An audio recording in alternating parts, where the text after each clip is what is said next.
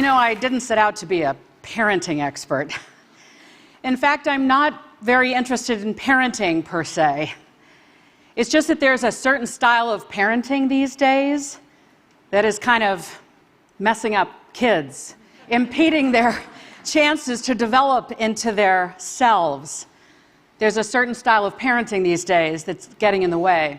I guess what I'm saying is we spend a lot of time being very concerned about parents who aren't involved enough in the lives of their kids and their education or their upbringing, and rightly so.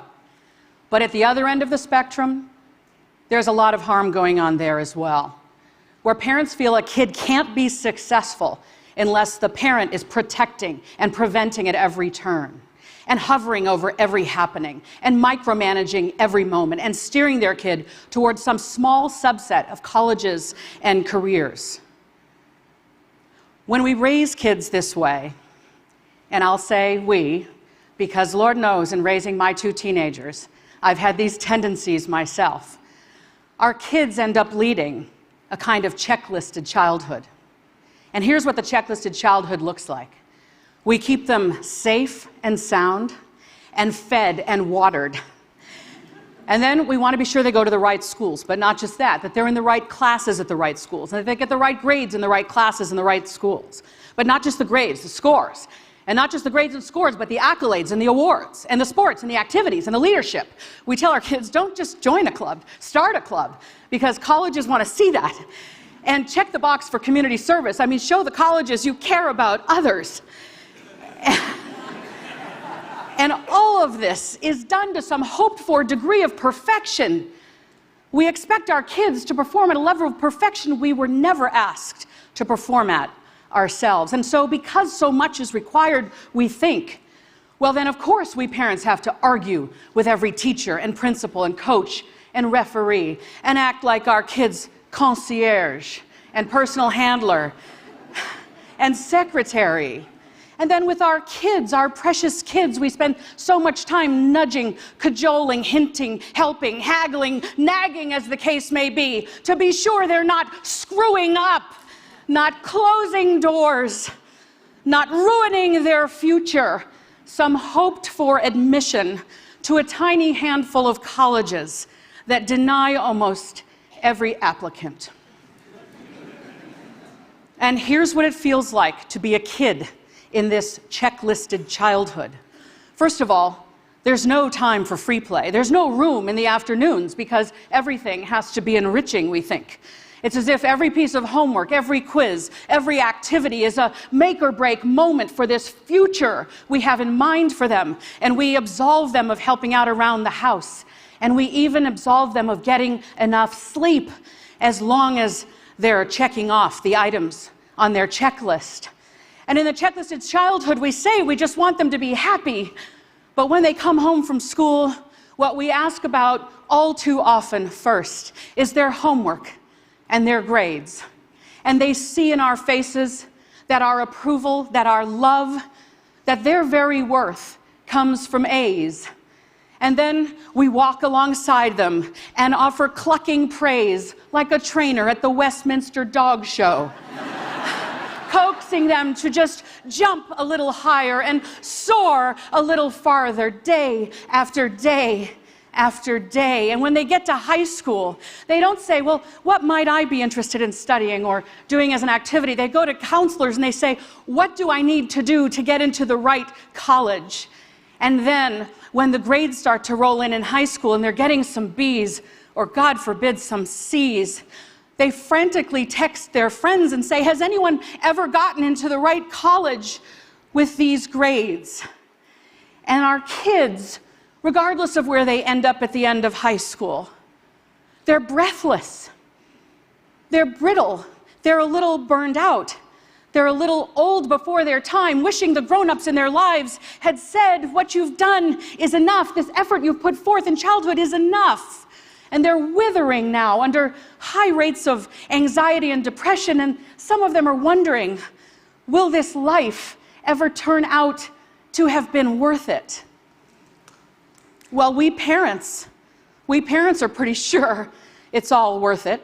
We seem to behave, it's like we literally think they will have no future if they don't get into one of these tiny set of colleges or careers we have in mind for them.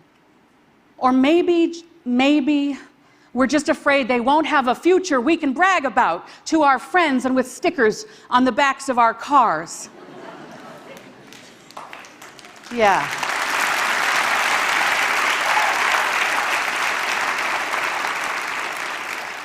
But if you look at what we've done, if you have the courage to really look at it, you'll see that not only do our kids think their worth comes from grades and scores, but that when we live right up inside their precious developing minds all the time, like our very own version of the movie Being John Malkovich, we send our children the message, hey kid, I don't think you can actually achieve any of this without me.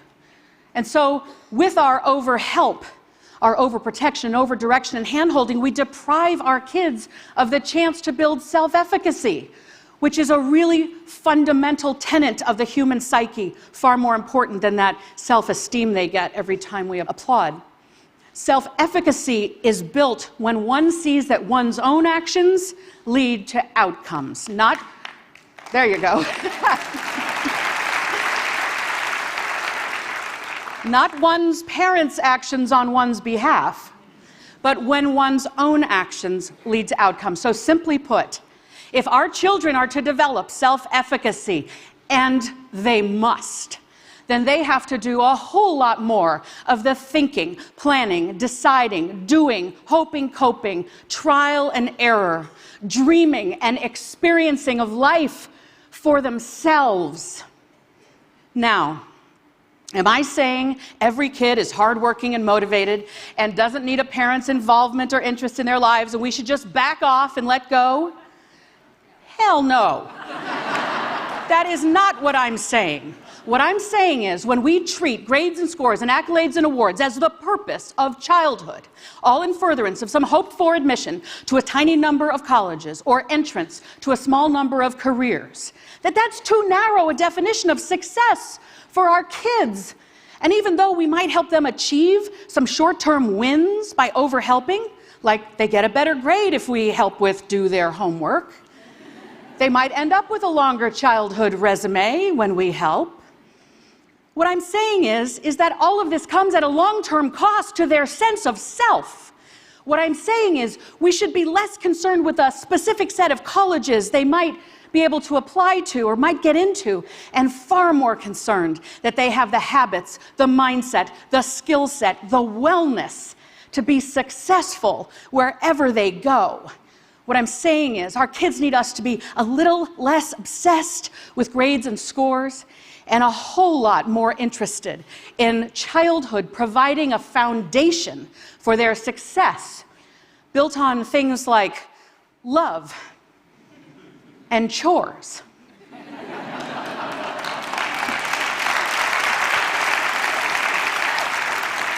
Did I just say chores? Did I just say chores? I really did. But really, here's why. The longest longitudinal study of humans ever conducted is called the Harvard Grant Study. It found that professional success in life, which is what we want for our kids, that professional success in life comes from having done chores as a kid. And the earlier you started, the better. That a roll up your sleeves and pitch in mindset, a mindset that says, there's some unpleasant work, someone's got to do it, it might as well be me. A mindset that says, I will contribute my effort to the betterment of the whole. That's what gets you ahead in the workplace. Now, we all know this. You know this. We all know this. And yet, in the checklisted childhood, we absolve our kids of doing the work of chores around the house. And then they end up as young adults in the workplace, still waiting for a checklist. But it doesn't exist. And more importantly, lacking the impulse, the instinct to roll up their sleeves and pitch in and look around and wonder, how can I be useful to my colleagues? How can I anticipate a few steps ahead to what my boss might need? A second very important finding from the Harvard Grant Study said that happiness in life comes from love. Not love of work, love of humans. Our spouse, our partner, our friends, our family. So childhood needs to teach our kids how to love, and they can't love others if they don't first love themselves, and they won't love themselves if we can't offer them unconditional love. Right. And so, instead of being obsessed with grades and scores when they come home, when our precious offspring come home from school or we come home from work, we need to close our technology, put away our phones, and look them in the eye and let them see the joy that fills our faces when we see our child for the first time in a few hours. And then we have to say, how was your day? What did you like about today? And when your teenage daughter says lunch, like mine did, and I want to hear about the math test, not lunch, you have to still take an interest in lunch. You got to say, what was great about lunch today? They need to know they matter to us as humans, not because of their GPA. All right, so you're thinking, chores and love, that sounds all well and good, but give me a break. The colleges want to see top scores and grades and accolades and awards, and I'm going to tell you, sorta. The very biggest brand name schools are asking that of our young adults. But here's the good news. Contrary to what the college rankings racket would have us believe,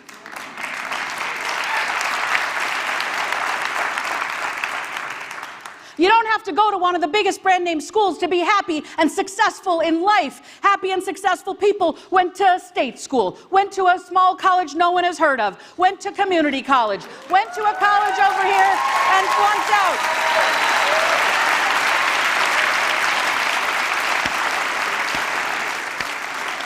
The evidence is in this room, is in our communities, that this is the truth. And if we could widen our blinders and be willing to look at a few more colleges, maybe remove our own egos from the equation, we could accept and embrace this truth and then realize it is hardly the end of the world if our kids don't go to one of those big brand name schools. And more importantly, if their childhood has not been lived according to a tyrannical checklist, then when they get to college, whichever one it is, well, they'll have gone there on their own volition, fueled by their own desire, capable and ready to thrive there. I have to admit something to you. I've got two kids I mentioned, Sawyer and Avery. They're teenagers. And once upon a time, I think I was treating my Sawyer and Avery like little bonsai trees